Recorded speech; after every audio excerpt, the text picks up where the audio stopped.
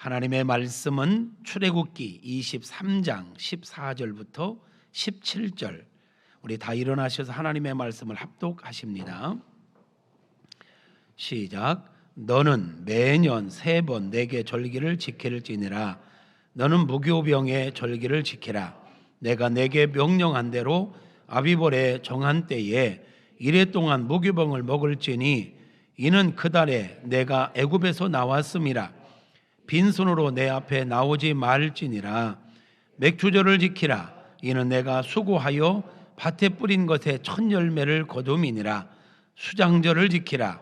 이는 내가 수고하여 이룬 것을 연말에 밭에서부터 거두어 저장함이니라.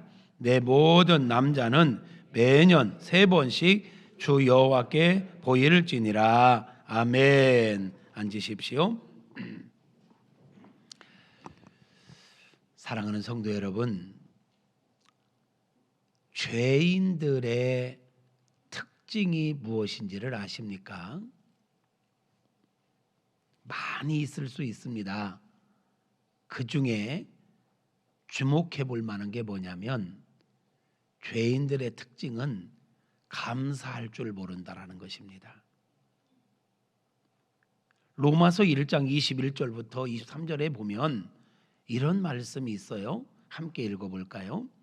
하나님을 알되 하나님을 영화롭게도 아니하며 감사하지도 아니하고 오히려 그 생각이 허망하여지며 미련한 마음이 어두워졌나니 스스로 지혜 있다 하나 어리석게 되어 썩어지지 아니하는 하나님의 영광을 썩어질 사람과 새와 짐승과 기어다니는 동물 모양의 우상으로 바꾸었느니라.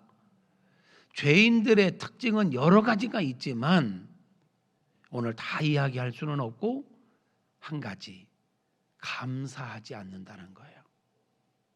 여러분이 감사는요 대단히 중요한 겁니다.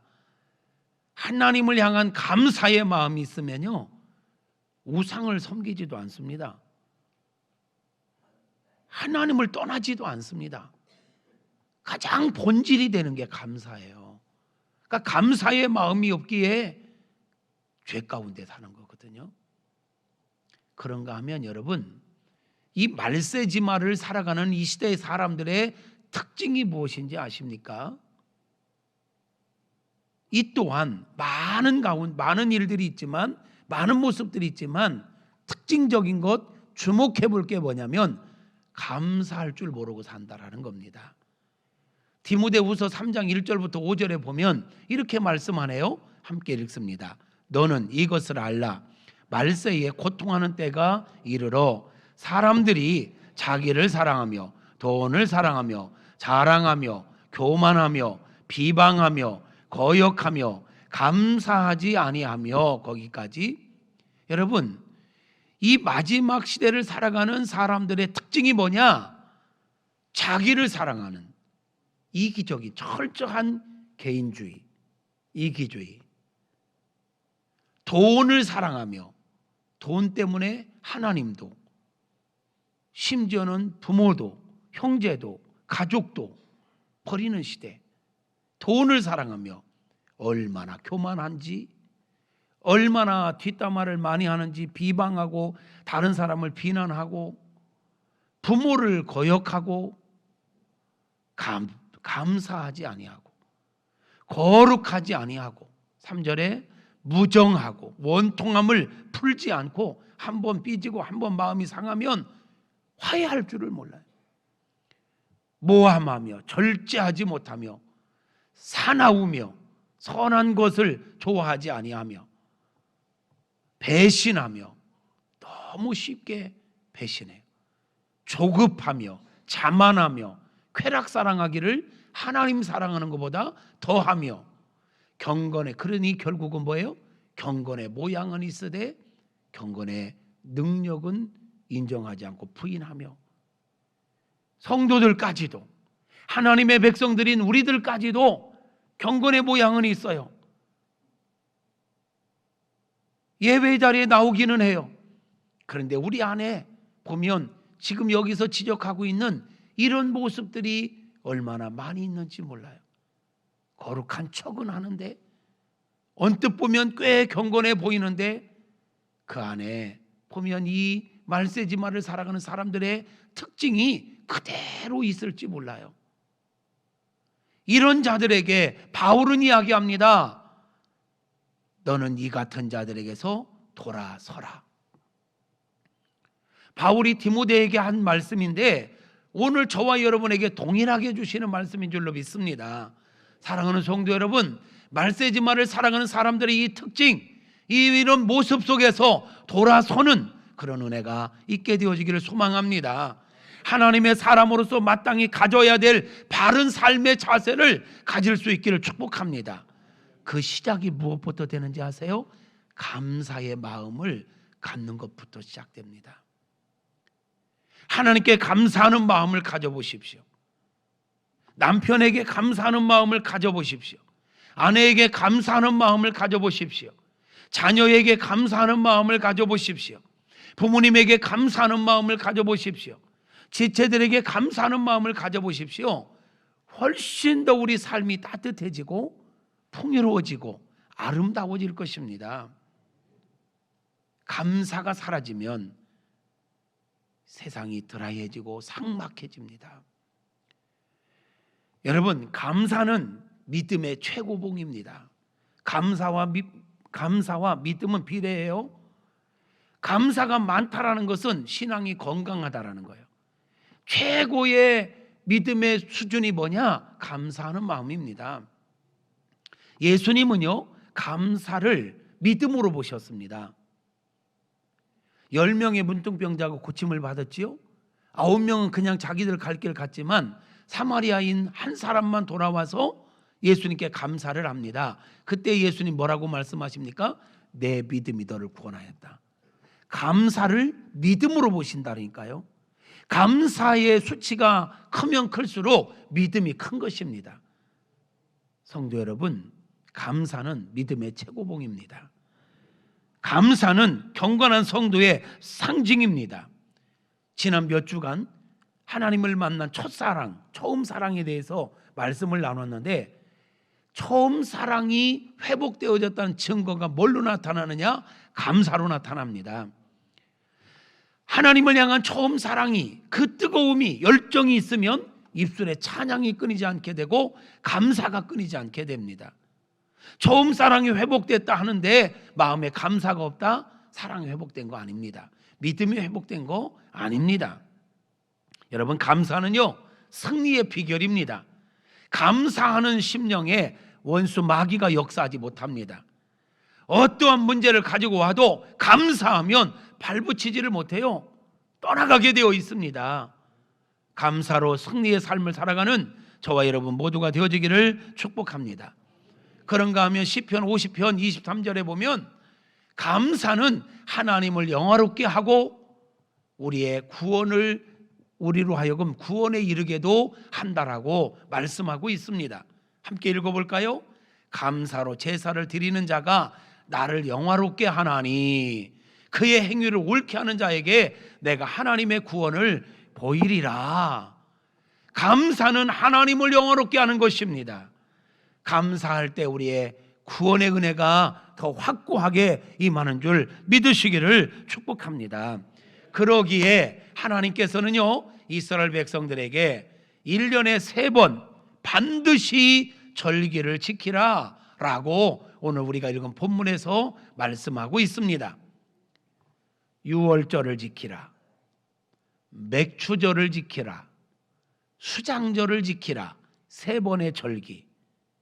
이 절기를 지키지 않는 자는 이 백성 중에서 끊어지리라고 말씀합니다.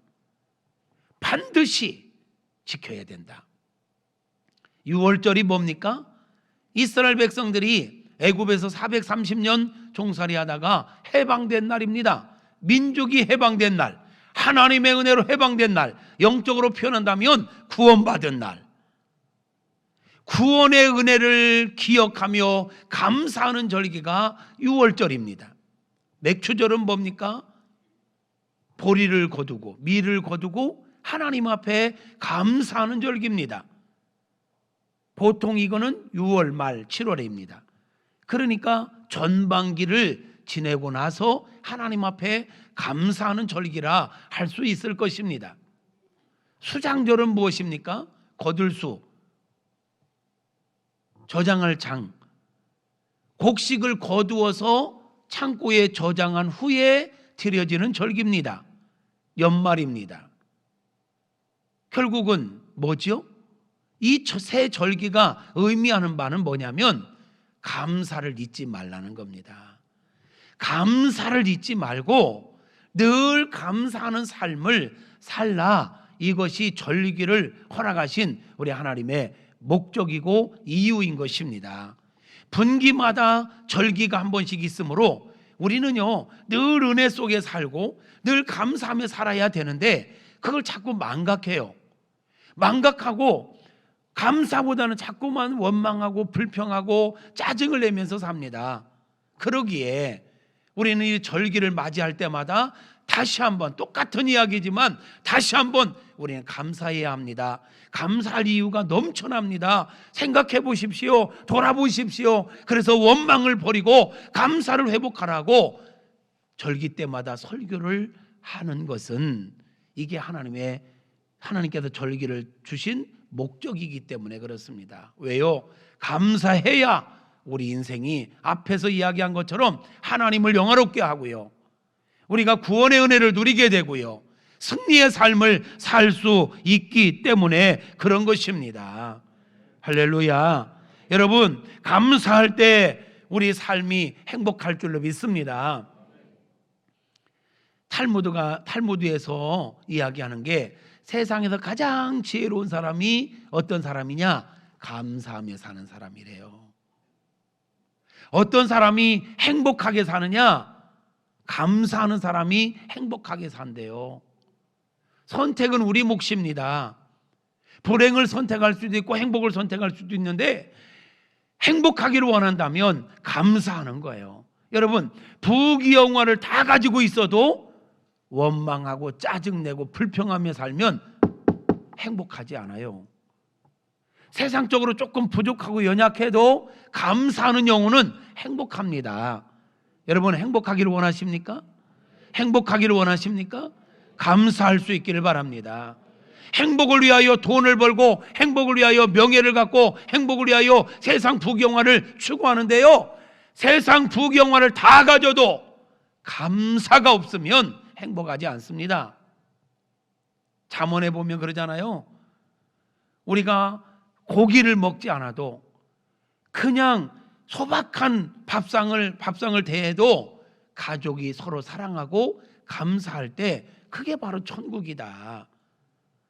저와 여러분 안에 감사의 영이 깨어날 수 있기를 바랍니다. 감사가 회복될 수 있기를 소망합니다. 여러분, 요한복음 11장에 보면 죽은 나사로가 살아나는 사건이 나오죠. 그 놀라운 기적이 어떻게 일어납니까? 나사로가 죽은 것으로 인하여 그 주변에 있는 지인들이 다 울고 있습니다.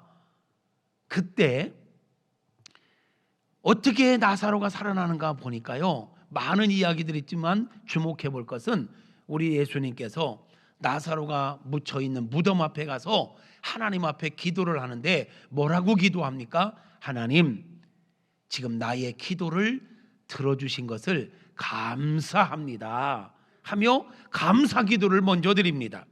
아직 나사로가 살아난 게 아닙니다. 아직 그대로 죽어 있습니다. 그런데 믿고 감사하는 거예요. 나의 기도를 들어주신 것을 감사하나이다 하면서 무덤을 향하여 나사로야 나오너라 할 때 죽은 나사로가 살아나는 역사가 있었음을 우리는 요한복음 11장에서 볼 수 있습니다. 그런가 하면 마태복음 14장과 사복음서에서 반복적으로 소개하고 있는 예수님의 기적이 있는데 오병이어의 기적입니다. 오병이어의 기적, 5개의 떡과 보리떡과 2마리의 물고기를 가지고 5,000명, 남자 장정만 5,000명, 그럼 남녀노소 다 합하면 최소한 2만에서 3만 명. 여러분, 이 오병이어는요 어린아이의 한 끼 식사에 불과한 거예요. 그런데 이 한 끼 식사에 불과한 오병이어를 들고 우리 주님의 손에 들려졌을 때 주님께서 이것을 들어 하나님 앞에 감사했다 그랬어요. 하나님께 오병이를 들어 축사하시고, 축사는 다른 말로 말하면 감사해요. 축사하시고 떼어 나눠주었더니 남자 장정만 5,000명, 남녀노소 2, 3만 명이 먹고도 12광주리가 남았더라. 이 거짓말 같은 진짜를 여러분은 믿으십니까? 한 분이 아멘을 안 하시는데 믿음이 들어갈지어다. 우리 생각으로는 뻥이야. 이런 뻥이 어디 있어? 그잖아요. 아니 오병이어를 다 남겨도 12광주리가 안 남을 텐데 3만 명이 먹고 12광주리가 남았다. 이것처럼 뻥이 어디냐고. 그러나 창조자 되신 주님이 하시면 가능합니다. 근데 그런 가능이 어디에 무엇으로부터 시작되느냐? 감사로부터 시작된다는. 감사로부터. 감사할 때 기적이 일어납니다. 감사할 때 우리 삶의 회복이 일어납니다. 치유가 일어납니다. 사도행전 16장에 보면 바울과 실라가 전도하다가 감옥에 갇히는 장면이 나옵니다. 감옥에 이게 갇혀 있을 때 온 교회가 바울과 실라를 위하여 기도하고, 본인 당사자들인 바울과 실라도 감옥 안에서 하나님을 찬양하며 기도했다라고 성경은 기록하고 있습니다. 그들이 하나님 앞에 찬양하고 기도할 때 어떤 일이 일어납니까? 그들을 묶고 있던 착고가 풀리고 감옥 문이 열리는 기적이 일어납니다. 그 일로 인하여 간수들이 졸다가 깨보니까 착고가 풀려 있고 감옥 문이 활짝 열려 있네요. 오메, 죄수들이 도망갔나 보다. 이들이 도망가면 우리가 대신 잡혀야 되는데 차라리 죽겠다, 자살을 하려고 할 때 안에 있던 바울과 실라가 죽지 말라고, 자살하지 말라고, 우리 도망가지 않았더라고. 그때 그들이 하는 반응을 보십시오. 형제여, 어떻게 하면 우리가 구원을 받을 수 있겠습니까? 이렇게 묻습니다. 이 말은 이 간수들이 바울과 실라를 주목하여 보았다는 거예요. 아니 도대체 이들이 믿는 예수가 누구길래, 도대체 이들이 말하는 구원이라는 게 무엇이길래, 도둑질한 것도 아니고 사람을 죽인 것도 아니고 전도한다는 이유로 감옥에 갇혔는데 억울하지도 않은가? 속상하지도 않은가? 뭐가 좋다고 감옥에 갇혀서 저렇게 찬양을 할까? 감옥 안에 갇혀서 뭐가 좋다고 감사를 할까? 도대체 저들이 믿는 신앙은 무엇인가? 믿음이란 무엇인가? 구원이란 무엇일까? 성경에는 나오지 않지만 바울의 그 모습, 성품으로 볼 때 그 감옥 안에 갇혀서 밖에 자기들을 지키는 간수들에게 복음을 전했을 것 같습니까? 전했을 것 같습니까? 제가 생각에는 분명히 전했을 것 같아. 그런데 지금 그 처음에는 그들이 복음을 안 받아들였어요. 예수 믿어야 구원받는다 이런 소리를 안 받아들였어요. 그런데 그러거나 말거나 이들은 그렇게 얼굴이 평안할 수가 없어. 감옥에 갇혀 있는 사람이 이렇게 어떻게 평안할 수 있는가? 감옥에 갇혀 있는 사람이 어떻게 이렇게 찬양과 감사를 할 수 있는가? 의아했지만 복음을 받아들이지는 않았죠. 그런데 그 찬양과 감사의 결과가 착고가 풀리고 옥문이 열렸어요. 그런데 도망가지 않았어요. 이야, 그 앞에서 이들이 무릎을 착 꿇습니다. 어떻게 하면 나도 당신들처럼 구원을 받을 수 있겠는가? 당신들처럼 상황을 초월하여 마음의 평안을 유지할 수 있겠는가? 이 질문인 거예요. 보여준 거지요. 그때 그 유명한 말이 나오는 거 아닙니까? 주 예수를 믿어라. 그리하면 너와 내 집이 구원을 얻으리라. 이야기하고자 하는 핵심이 뭡니까? 감사할 때 이들을 묶고 있던 착고가 풀리고 그들을 가둬놓았던 옥문이 열렸다는 것입니다. 여러분, 오늘 우리를 묶고 있고 우리를 힘들게 하는 모든 문제를 풀어가는 힘이 뭐냐? 감사의 능력인 줄 믿으시길 바랍니다. 여러분 감사할 때 여러분을 짓누르고 있던 모든 우울증이 떠나가기를 바랍니다. 모든 질병으로부터 자유하시기를 축복합니다. 경제적인 어려움으로부터 해결되기를 축복합니다. 모든 문제로부터 자유할 수 있기를 축복합니다. 감사의 능력으로 그것이 가능합니다. 미국의 실업가 중에 스탠리 텐이라는 분이 있습니다. 돈을 많이 벌었습니다. 명예도 얻었습니다. 근데 어느 날인가부터 몸이 너무너무 아픈 거예요. 병원에 갔습니다. 척추암 3기, 손을 댈 수 없다. 이 진단을 받은 스탠리 텐은 자기 인생을 돌아봤습니다. 지금까지 내가 살아온 것이 하나님의 은혜였는데 열심히 살다 보니 하나님 앞에 감사도 제대로 못했구나.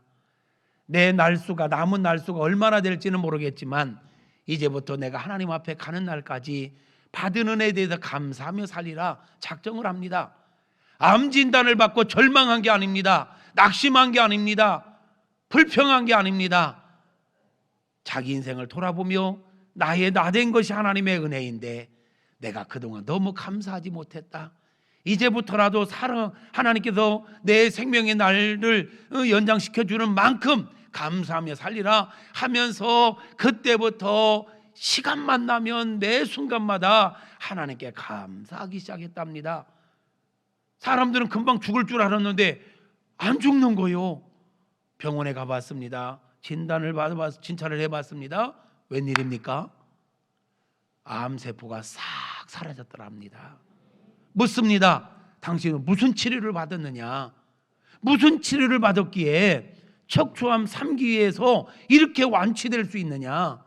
나 특별하게 치료받은 게 없습니다. 내가 다만 한 게 있다면 매일 매 순간마다 감사만 했더니, 하나님께 감사하며 감사의 마음을 회복했더니 내 몸이 이렇게 점점 좋아져서 이렇게 완벽하게 치료됐습니다 라고 고백하더랍니다. 여러분, 감사는 치유의 능력이 있습니다. 요즘 우울증을 치료하는 치료법 중에 감사치료법이라는 거 있다는 거 아시죠? 우울증을 치료하는 특효약은 감사를 회복하는 것입니다. 감사할 때 마음의 질병뿐만 아니라 육체의 질병도 치유되고 우리 삶의 환경도 치유되고 회복되는 은혜가 있는 줄로 믿습니다. 이렇듯 감사는 놀라운 기적과 구원의 역사를 이루어갑니다. 그러기에 저나 여러분 모두가 잃어버렸던 감사를 회복할 수 있기를 바랍니다. 어려울 때일수록에 감사의 영을 깨워 감사해야 어려움을 능히 넉넉히 돌파하게 될 줄로 믿습니다. 우리가 감사하며 살아가기 위해서는요, 생각을 깊이 해야 합니다. 스탠리 텐이 그래했던 것처럼 내 삶을 돌아보며 나의 나된 것이 내가 잘나서 나의 노력만 갖고 내 능력만 갖고 된 게 아니로구나. 하나님의 은혜였구나. 내 주변에 있는 지인들의 사랑과 섬김이었구나. 이거를 깊이 돌아보고 생각하면서 감사해야 합니다. 이렇게 생각할 때 감사할 수 있게 되는 것입니다. 이런 말이 있더라고요. 생각이 많아지면 번민하게 되지만 생각이 깊어지면 감사가 나온다. 생각을 깊게 해보십시오. 여러분이 지금 이만큼 사는 거 여러분의 능력입니까? 여러분이 잘나서입니까? 물론 그런 부분도 있겠지요. 그러나 첫째는 하나님의 은혜요, 우리 부모님의 은혜요, 사랑하는 형제 지체들의 은혜요, 내 주변에 있는 지인들의 섬김과 은혜인 줄로 믿습니다. 그러므로 우리는 생각해야 돼요. 그래서 감사를 표현하는 땡큐와 생각을 표현하는 싱크와 같은 단어는 같은 어원을 갖고 있다 하지요. 생각이 깊어지면 감사할 수 있습니다.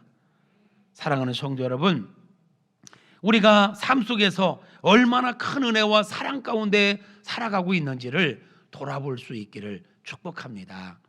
감사를 하면요, 이 말씀을 정리해 놓고 이렇게 기도하며 묵상하는데 이런 마음이 들어요. 감사의 가장 큰 축복이 뭘까? 관계가 깊어지는 거다. 하나님께 감사할 때 하나님과의 관계가 깊어집니다.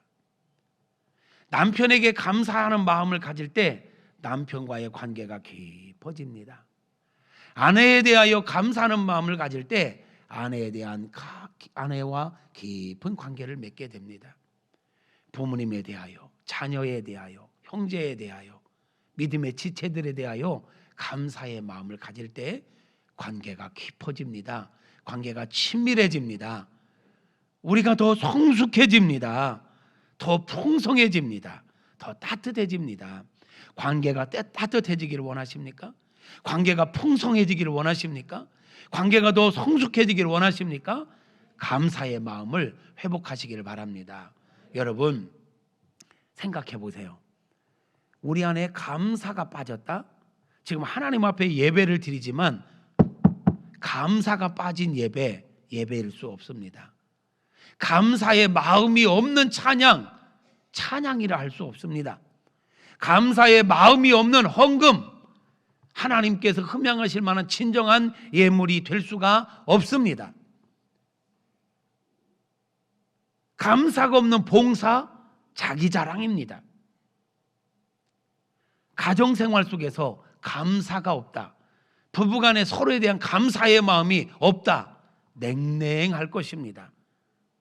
의무감으로 살게 될 것입니다. 부모님께 대한 감사의 마음이 없다, 거역하게 됩니다. 우리 인생 가운데, 우리의 삶 가운데 감사가 빠지면요, 진짜 누구 말대로 안고 없는 찐빵이 되는 거예요. 감사가 들어가면 모든 게 풍성해집니다. 모든 게 아름다워집니다. 우리 하나님께서 저와 여러분의 10년 가운데 감사의 영을 깨워주시기를 바랍니다. 감사의 마음을 회복시켜 주기를 바랍니다. 감사는 하나님께 해야 합니다. 뿐만 아니라 사람에게도 해야 합니다. 어떤 분들은 하나님께는 감사하는데 사람들에게는 감사하지 않아요. 옳지 않습니다. 하나님은 하나님의 은혜를 사람을 통해서 우리에게 전달하실 때가 많거든요. 은혜의 전달자로 우리에게 다가와 있는 내 주변의 지인들에게 감사할 때 우리가 살아가는 세상은 더욱더 아름다워질 것이고 우리 인생은 더욱더 풍요로워질 것이고 행복할 줄로 믿습니다. 하나님 앞에 감사합시다. 사랑하는 사람들에게 감사합시다. 부부간에 감사하며 사시기를 바랍니다. 부부간에요, 사랑보다도 감사의 마음이 더 진해질 수 있기를 바랍니다. 이쪽 동네는 아멘이 없어. 감사의 마음이 있으면 진짜 사랑이 돼요. 부모님에 대한 감사의 마음이 회복될 수 있기를 바라고, 자녀를 향한 감사의 마음이 회복될 수 있기를 축복하고, 여러분 목회자와 성도 간의 관계도요, 우리 성도님들이 목회자에 대한 감사의 마음이 없다면 무슨 은혜가 되겠습니까? 목회자가 성도들에 대하여 감사의 마음이 없다면 무슨 사랑으로 목양일념하겠습니까? 이 관계를 진짜 아름답게 만드는 것 감사의 마음입니다. 저와 여러분 안에 감사의 마음이 풍요로워질 수 있기를 소망합니다. 감사는 하나님께도 해야 되지만 사람에게도 해야 된다. 또 감사는 말로도 해야 되지만 마음으로도 해야 합니다. 말로만 해도 되는 감사가 있는가 하면 마음으로 해야 하는 감사가 있습니다. 마음으로 하는 감사가 뭐냐고요? 물질이 들어가야 된다는 얘기입니다. 물질이 있는 곳에 내 마음이 또다 그랬습니다. 분명히 물질을 담아서 감사를 표현해야 될 상황 속에서 입술로만 감사합니다 하고 만다면 조금은 아쉽습니다. 입술로만 감사해도 되는 부분이 있습니다. 그런가 하면 반드시 마음을 담아야 될 때가 있습니다. 마음을 담을 때는 정말 우리가 마음을 담아서 중심으로 감사할 때 그 감사가 사람에게도 전달되고 하나님께도 상달되는 것입니다. 말씀을 정리하겠습니다. 사랑하는 성도 여러분, 시작된 한 주간 지금까지 받은 은혜를 돌아봅시다. 지금도 받고 있는 은혜들을 헤아리며 깊이 생각해 보십시다. 또한 소망 가운데 앞으로 받을 은혜들을 소망하며 깊이 생각하며 감사할 수 있기를 축복합니다. 그래서 이번 한 주간을 살아가는 동안 우리 안에 감사 충만, 불만 제로, 감사 충만, 불만 제로, 이 마음 상태를 가지고 추수감사주의를 맞이하는 저와 여러분 모두가 되었으면 좋겠습니다. 그렇게 되어지기를 축복합니다. 할렐루야. 우리 찬양할까요? 찬양합니다. 우리 날 구원하신 주 감사라는 찬양 있죠?